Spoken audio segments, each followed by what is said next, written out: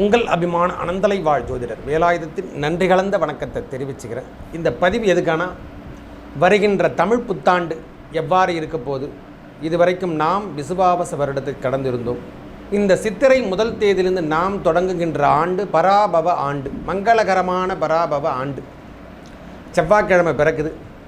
வாழ்க்கையில் நம்மளுக்கு இந்த மேஷம் முதல் மீனம் வரைக்கும் மாற்றங்கள் எவ்வாறு கொடுக்க போகிறார் இறைவன், இந்த கிரகங்களை வச்சு தான் நாம் சொல்ல முடியும். ஜோசிகாரில் யாராக இருந்தாலும், ஜோதிடர் அனைவரும் சரி, யாராக இருந்தாலும் சரி, இந்த வார்த்தையை நாம் சொல்கிறோன்னா கிரகங்களை வைத்து தான் இந்த தமிழ் புத்தாண்டு என்று சொல்லக்கூடிய அமைப்பை நாம் காணப்போகிறோம். இதில் கிரகங்கள் அமர்ந்திருக்கும் இடம், இந்த பராபவ ஆண்டில் கிரகங்கள் அமர்ந்திருக்கும் இடத்தை பார்க்கணும் முதல்ல. ஏன்னா ஒளி பெற்ற கிரகம் என்று சொல்லக்கூடிய அமைப்பை சூரியன் சந்திரன் என்று சொல்லக்கூடிய அமைப்புகளும், அதுவும் இல்லாமல் பெரிய டான் கிரகங்கள் என்று சொல்லக்கூடிய சனி பகவான் ராகு கேதுக்களுடைய பெயர்ச்சியும் இந்த ஆண்டில் நம்மளுக்கு இருக்குது. முக்கிய தருணமே குரு பகவானுடைய பெயர்ச்சி வைகாசி மாதம் என்று சொல்லக்கூடிய அமைப்பில் கிரகங்களுடைய மாற்றம் என்று சொல்ல கடகராசிக்கு போகிறாரு.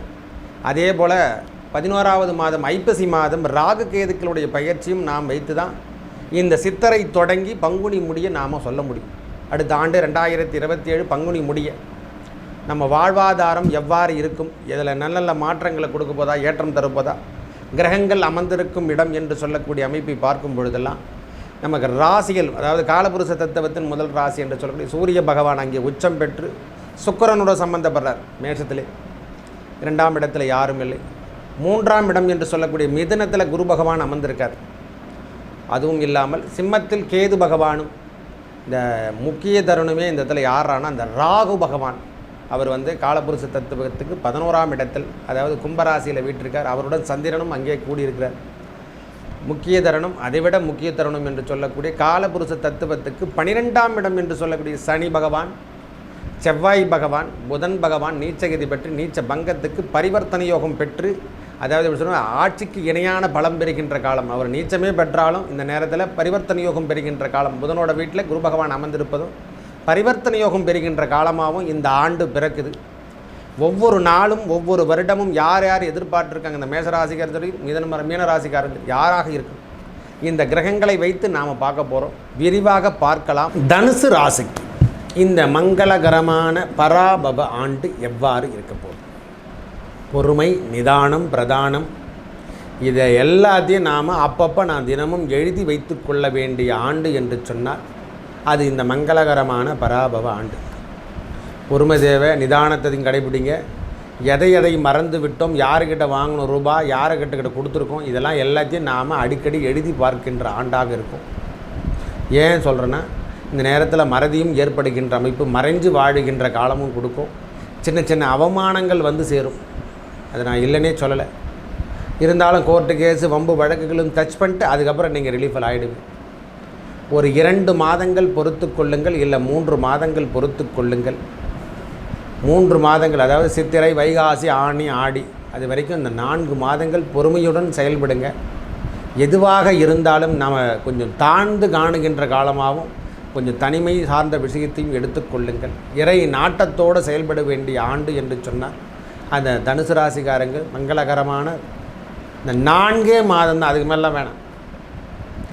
ஆடி மாதம் வரைக்கும் கொஞ்சம் பொறுமையை கடைபிடிச்சிங்க. வாழ்க்கையில் நீங்கள் என்னென்ன எதிர்பார்த்தீங்களோ திருப்பி எல்லாமே கொடுக்கின்ற ஆண்டாக மாறும். திடீர்னு சில பேருக்கு நல்ல ஒரு அதிக பணவரவு தருகின்ற கமிஷன் ஏஜென்சி, இந்த மாதிரி விஷயங்கள்லாம் கிடைக்கும். ஆளே இல்லைங்க, திடீர்னு பார்த்தா அவர் நல்ல பெரிய மல்டி மில்லியனர் ஆகிட்டார், லாட்ரி சீட் அடிச்சிச்சு, இந்த மாதிரி விஷயங்களும் கிடைக்கின்ற ஆண்டு கூட சொல்லுவேன்.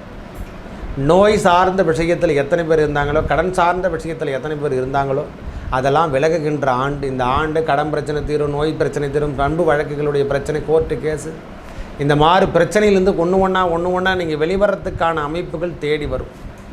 குரு பகவான் 8ஆம் இடம் என்று சொல்லக்கூடிய கடகராசியில் உச்சம் பெறுகின்ற காலம். 8ல் போயிட்டால் குரு பகவானுடைய ஒளி அமைப்பெல்லாம் எல்லாருக்கும் மாறாது, தயவு செய்து புரிஞ்சுக்கணும்.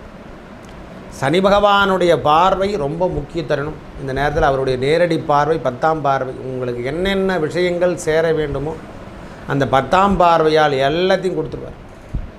நம் முன்ஜென்ம கர்ம வினை அனைத்தும் சேருமா, சேரும். நம்ம முன்ஜென்மத்தில் நல்ல நம்ம முன்னோர்கள் செய்து வைத்த புண்ணியமெல்லாம் கிடைக்குமா, கண்டிப்பாக கிடைக்கும். ஐயா, வீடு, வண்டி, வாகனங்கள் அனைத்தும் கிடைக்கும். அதில் எந்த விதமான தடை கிடையாது. தாயார் உடல்நலத்தில் கொஞ்சம் அக்கறை எடுத்துங்க. குடும்பம் சார்ந்த விஷயத்துலையும் கொஞ்சம் அக்கறை எடுத்துங்க. குடும்பத்தில் யாரும் உங்களுக்கு சப்போர்ட் பண்ண மாட்டாங்க. இதெல்லாம் நாம் தெரிஞ்சுக்கணும். இடம் விட்டு இடம் செல்லுகின்ற மாற்று மொழி தருகின்ற இடத்துக்கு நாம் செல்லுகின்ற காலம். கொஞ்ச நாள் வெளியில் வாழற மாதிரி ஒரு சூழ்நிலையெல்லாம் காணப்படும். வேலையில் அலைச்சாட்டம், உயரதிகாரியுடைய போராட்டம், உயரதிகாரிக்கும் நம்மளுக்கும் தகராறு, இந்த மாதிரி விஷயங்கள் தொடர்ந்து வந்து கொடுக்கும். இல்லைன்னா நாம் உயரதிகாரியாக இருந்தால் நம்மளுக்கு டிஸ்கனெக்ட் கொடுத்து நம்மளை ப்ரொமோஷனில் டீப்ரொமோட் பண்ணியிருப்பான். இல்லை செய்யாத குற்றத்துக்கு எதனா ஒரு வதந்தி போட்டு நம்மளை சஸ்பெண்ட் பண்ணி அமைச்சிருப்பான். இது மாதிரி விஷயங்கள்லாம் கடந்து வந்தால் இனி உங்கள் வாழ்வில் ஒரு 4 மாதங்கள் பொறுத்த பிறகு உங்கள் வாழ்க்கையில் பெரிய ப்ரொமோஷன் முதல் கொண்டு எல்லாமே கிடைக்கின்ற அமைப்பு தான். ஒரு நல்லவும் ஒன்று சேரும். தயவு செய்து பொறுமையும் நிதானத்தையும் இந்த நேரத்தில் கடைபிடிங்க.